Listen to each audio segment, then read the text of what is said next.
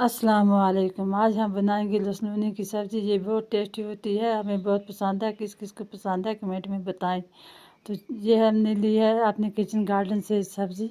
तो इसको हमने साफ़ करके काट के और धो कर रखा है। तो अब बनाना शुरू करते हैं।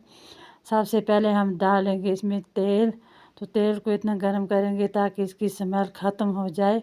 और 2-3 कलियाँ लहसुन की काट के हमने रखी हैं, वो भी डाल के इसको फ्राई करेंगे। ज़्यादा फ्राई नहीं, गोल्डन कलर देंगे इसको। तो ये बिल्कुल अच्छे से फ्राई हो गया है। अब डालेंगे इसमें साग। तो साग को भी तेल में हम मिक्स कर लेंगे। ये आस्ता आस्ता मिक्स करेंगे ताकि ये गिर न जाए। और साथ ही में डालेंगे पौनी चम्मच नमक की, और इसको भी मिक्स कर लेंगे।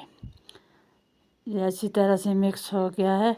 अब डालेंगे हम आधी चम्मच हल्दी की, और 1 चम्मच डालेंगे मिर्च मसाला।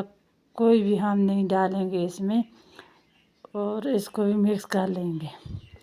तो साथ ही में हम डालेंगे इसमें टमाटर। आप चाहें तो दही भी डाल सकते हैं, जो आपकी पसंद है आप वैसे भी बना सकते हैं। हम टमाटर में बना रहे हैं।